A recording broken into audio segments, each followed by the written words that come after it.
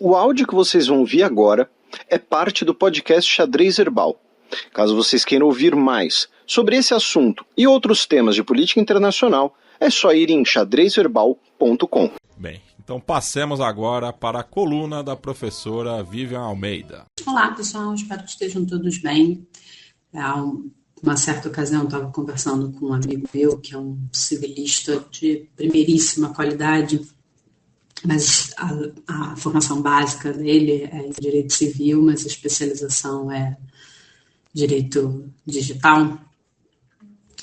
E ele comentou que uma parte que a galera do direito tem como piada é que a internet salvou o direito civil. É claro que é uma caricatura, é claro que é um exagero, mas a ideia de que, a partir do momento, enfim, que a gente já estabelece bons contratos, tem um pouco mais de noção, né, do que é necessário para realizar transações, algumas das principais questões do direito civil estariam muito, em tese, resolvidas, mas a internet trouxe novas demandas, novos arranjos, novos contratos sociais, e, portanto, a relevância e a necessidade do direito civil emergiu. Essa é uma analogia muito fácil de se fazer com o papel dos bancos centrais, no caso da economia. É claro que eu não vou aqui dizer que a questão da salvaguarda da moeda, do valor da moeda e, portanto, né, o controle dos preços e a inflação, ela é um assunto resolvido, mas, ao mesmo tempo, já se tem há bastante tempo muitos instrumentos que a gente conhece, a gente recorre recorrentemente na existência de crises que os bancos centrais, que as autoridades monetárias ao redor do globo já têm conhecimento e, portanto, conseguem ali cumprir o seu papel. O que faz com que, olhando em retrospecto, muito das principais atividades e ações, né, as quais os bancos centrais se tornaram estritamente necessárias, elas, de novo, né, ainda que existam, as questões ainda existam, mas os instrumentos já eram conhecidos. Então, aqui, né, para falar do Brasil, a gente já lida com o sistema de metas de inflação há bastante tempo, as regulações ao redor do globo, né, o próprio Banco Europeu já se consolidou de alguma forma há bastante tempo no sentido de quais são as demandas e quais são as ações possíveis das autoridades monetárias. O papel do FED recorrentemente é trazido à tona, mas o mundo contemporâneo passou a exigir um pouco mais. Então, se a gente pega, por exemplo, a experiência brasileira, em que por muito tempo, manutenção da moeda física era uma atividade essencial e era um controle mesmo, né, da oferta monetária, da circulação de moeda na economia. Hoje isso faz muito pouco sentido quando a gente, por exemplo, olha para as inovações.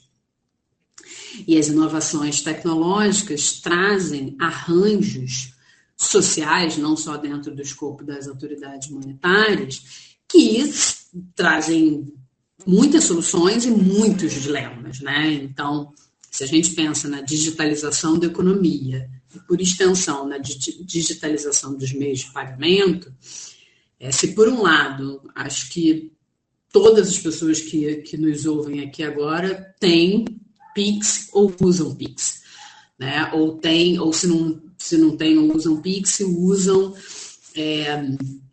outros sistemas digitais de pagamento. O fato é, a gente não vai mais no banco para sacar papel moeda e transacionar papel moeda para realizar as nossas operações financeiras.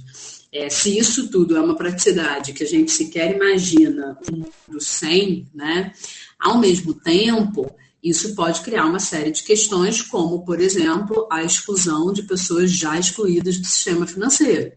Então, assim, se a gente pega há 10 anos, há 15 anos, não participar do sistema bancário era uma questão que você ficava alijado das próprias possibilidades de adquirir mercadorias, vender seu produto, enfim, né, ficava de fato à margem.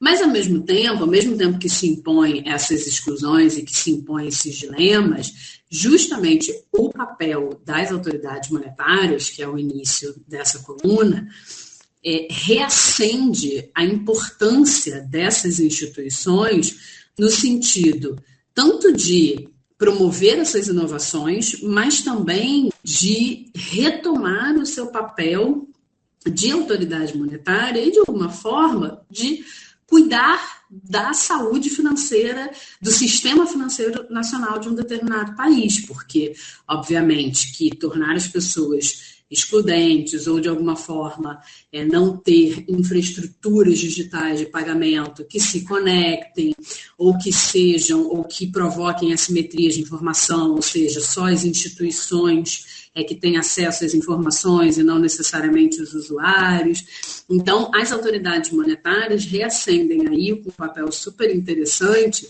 de, na mesma missão de salvaguardar, né, o valor da moeda, de ser o regulador por definição do sistema financeiro nacional, o fazer a partir das novas demandas e das novas tecnologias. E aí, eu já falei do Pix, mas o Brasil é, de fato, um bom exemplo com relação a esse sistema instantâneo de pagamento, né, que é classificado como um serviço interoperável de pagamentos instantâneos. Eu estou, de fato, lendo, só para definir, que permite que pessoas singulares e coletivas enviem e recebam dinheiro a qualquer hora do dia, normalmente de forma gratuita ou a custo muito reduzido. Ou seja, é uma possibilidade de você incluir não só instituições que tenham recursos, mas pessoas físicas nesse sistema de pagamentos e que possam realizar as suas transações. Mas, além do Pix, a gente também tem o exemplo da Índia, que tem um sistema relativamente, não chega a ser parecido, né? Mas é o UPI, que é uma infraestrutura de pagamentos interoperável também, né? Ou seja, que você pode conectar as instituições financeiras e as pessoas, as instituições financeiras e outras instituições financeiras, também foi fortemente moldado pelo Banco Central. E veja, a gente está falando não só de uma infraestrutura que é ampla, inclusiva, mas a gente está falando de infraestruturas que operam em locais de altíssima densidade populacional. Ou seja, você amplia aí muito o espectro de pessoas que podem ser incluídas nesses novos arranjos de pagamento. Eu achei interessante esse assunto, um assunto bem economia, por assim dizer, né? Porque ele reacende um pouco o papel de antigas instituições, antigas não no sentido aqui de defasadas, mas antigas de consolidadas mesmo, mas que ao se adaptarem e de alguma forma ao buscarem a adequação a esse novo tempo, elas reacendem os seus papéis por excelência, né? Então, acho que é interessante a gente pensar nisso, né? A gente olhar para como a inovação pode, de alguma forma, catalisar e impulsionar instituições e instrumentos que a gente já conhece e como isso pode, enfim, de alguma forma melhorar aí, as nossas relações e os nossos contratos. É isso, pessoal.